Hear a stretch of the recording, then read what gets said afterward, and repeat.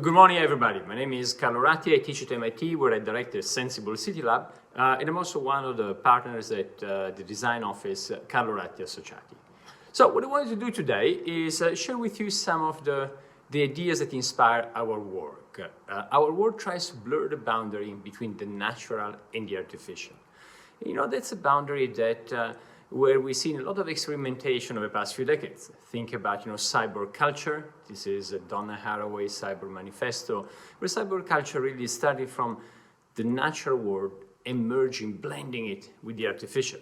And again, Donna Haraway, you might think, it's very contemporary, but the same idea, the same vision, we've seen it all over the centuries in the past, like in this very, very old image. Now, the interesting thing is that today, the convergence of digital and physical, what you see in this picture is actually the logo we use at our lab at MIT, is almost like the digital layers are mixing with the physical layers. Another way to say it is that the internet, that changed so many things in our lives over the past 10 or 20 years, now is entering physical space, the space of the city, the space of the home, the space we inhabit. And because of that, a lot of the old idea about the natural and the artificial are acquiring a new reality, are becoming possible thanks to this convergence of the digital with physical space. And so, if people have experimented a lot in the direction going from the natural world to the artificial, what we just said about cyborg culture, today we can actually look at the opposite. We can look at going from the artificial to the natural. And, when you think about the artificial, I think, the way I'm using this word is thinking about what Herbert Simon, a great researcher, Nobel Prize winner from the past century, tried to define in his great book called The Science or the Artificial. But if you want, the artificial is really all of the built environment where we live, all the things we build ourselves, including objects, homes, and cities. And then, how that blends with the natural. So the question we're trying to address is how can we actually make sure that the space, the artificial space we inhabit, can actually blend more and more with the natural space. I want to share with you a couple of projects to illustrate this. This is quite an old project. It's a project we did at Venice Biennale back in 2006. It was one of the first projects we did in our lab at MIT. And what you see here was actually for the first time we managed to get a lot of data from the city of Rome, real-time data collected from cell phones of millions of people. That had never been done at the time. Now it has become quite common. Actually now, some of the people doing projects such as this one are still using some of the algorithms and ideas developed back in 2006. So we're getting all this data, sending the data to MIT, analyzing the data, processing the data, and send it back to the Venice Biennale. So somehow an exercise into making the city look at the city more like a living organism. Again, blending between the natural and the artificial. And what you see here is, for instance, one moment of the summer, we were collecting all this kind of cell phone information, aggregated, of course, and anonymized in the city of Rome. You see here people are moving. That's a very special day. It's the day of the soccer World Cup, when actually Italy won the World Cup. And you see here people in the morning moving here and there. You see the early afternoon. That's actually, during the match, you see nobody speaks anymore. And then that's actually a second time. Mid-time, people make a quick call, and finally, in the moment Italy wins, and you see a big spark of activity, burst of activity all across the city, and how people are moving here and there. So again, look at the city like a living organism. A little bit like you see here. That's another project. It's a project by Pedro Cruz, who was in our lab at MIT a few years ago. This was both projects were at MoMA, the Museum of Modern Art in New York. Again, this is Lisbon, described using billions of data points collected from taxis. Again, the city becomes alive thanks to data and information. The digital allows us with this kind of blending, emerging of the natural and the artificial world. And then this data also can help you to do a lot of analytics. So what you see here is similar data in New York, taxis. You can analyze it. Actually, out of this project, it's called HubCub, you can see how many trips can be shared in New York. You can see this is a paper that developed a new methodology that we call shareability networks. And actually, in this case, what we discover, you see it here very quickly. If you're interested, do go on the website and check out the papers. All of them are available to download. But basically what you see here, what we discovered was actually many trips could be shared in New York. And out of this piece of research, actually, collaboration with Uber was started, a major collaboration between MIT and Uber. And as you might know today, Uber Pool does exactly this. And many other services with Lyft and other companies allow really people to share rides in a city. And what really the initial finding here was we discovered that we could take in New York everybody to destination with a very small delay, 1, 2, 3, 4 minutes. We bound it with a small delta, but with 40% less vehicles than what we use today. So again, just in a nutshell, this is research from our lab at MIT, and the idea is try to use data in order to understand the city in a very different way, like a living organism, and then do analytics on the data in order maybe to reprogram the city, again, in this blending of natural and artificial. Now, I want to share with you also a couple of projects from our design office. Our design office has the same vision, but actually it looks not at research, as we just saw, but it looks at something that could become like a building or a piece of a city. With this idea of merging natural and artificial, I want to share with you this project was in the main square in Milan. It was actually the opening of Milan Design Week, one of the main events in the world of design that happens once a year in April in Milan. And in this case, the idea was, first of all, to bring nature in the center of Milan. We call the pavilion Living Nature, but also to look at nature and use technology to change the climate in this pavilion. So that this pavilion would always have 4 seasons at the same time. In this pavilion, you could actually move from the spring to the summer to the fall, just in a matter of few meters, almost like a journey through time. But for us, the 2 important things we wanted to discuss were, first of all, how, if in the 20th century it was the city going outside and conquering nature, now it can be nature coming back into the artificial space, merging again, blending that boundary between natural and artificial, and also how we can blend the boundary across the seasons, in this case by getting energy from the sun on the roof with photovoltaics, and use that energy in order to change the climate. Here you see the square. It's in Milan's main square, as I said, Piazza del Duomo. That's the corner of the Royal Palace.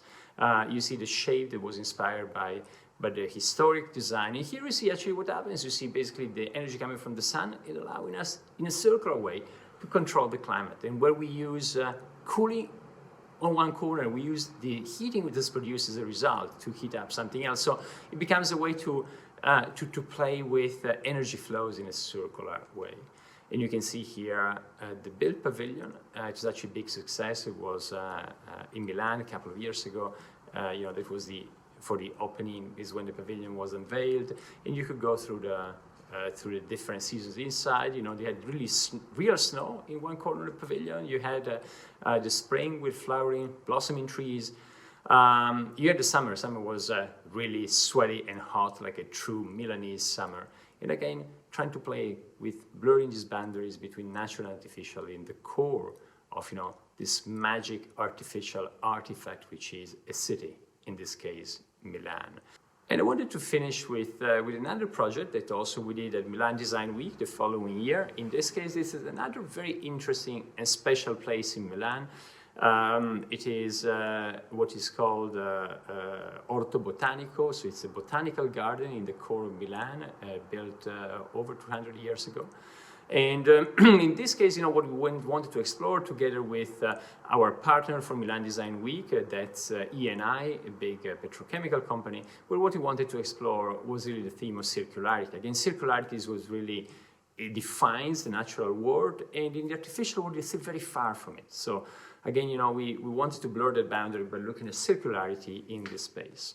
And so we started thinking about, well, a garden tradition has been an incredible place, symbol of circularity. A garden is a place where everything comes from the garden, and then all the waste goes back to the garden, becomes fertilizer. And we were thinking, can we use the same in order to do a piece of architecture? And so can we actually do an architecture that's much smarter than what we do today, something that will actually grow from the soil in a few weeks, and then at the end of this event, go back to the soil. And something, by the way, that always bothered me in big exhibitions, think about expos or fairs, Olympics. By the way, we're working now on a pavilion at the Italian Pavilion at the World Expo in Dubai, and there again, the theme of circularity is very important. And what I was saying, what is really bothers me is that many times we build all of this and then we throw away everything. So it's really a big waste. So again, can we use circularity in order to build something that then will go back to where it was coming from? In this case, go back to the soil. And so we decided to play an experiment with mycelium, with the root of mushroom, and then did all this kind of structure. This was actually the biggest structure made of mushrooms ever built. It was over 2 kilometers of mushroom done in the Netherlands. And here you see all these kind of arches, how they become, at least a simplified architecture. By the way, the reason we use this kind of catenary forms, like parabolic arches, is that we went back to Gaudi, the great Catalan architect, and the catenary, to him and to Polanyi, a mathematician before him, they studied a lot of catenaries because they work very well in terms of structural resistance, and actually, only by using them we could actually convince the engineers that this was safe to be done, because you can imagine the face of the engineers and all the security people at Milan Design Week, when there's millions of people around, when you say I'm going to do something made of 2 kilometers of mushrooms and guarantee that that's not going to fall on people's head. So anyway, by doing this, we did this kind of simplified architecture defined by arches. The arches are connected also, like Louis Kahn would say, architecture starts when you put in a brick on a brick, or you connect two elements. So for connecting, also we use some organic ropes that again have been composted after since then. We use actually a Japanese bondage master in order to do all the connections between the arches. And here you see some of the spaces we created.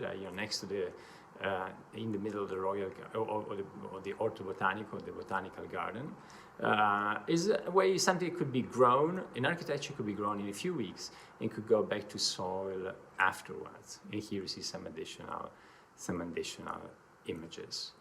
And so in this case, it's really looking at this blurring the boundary between the natural and artificial, not with digital technologies as we saw before, not with data, but more with trying to use the very key principle of nature, which is circularity, and bring it into the structures we design.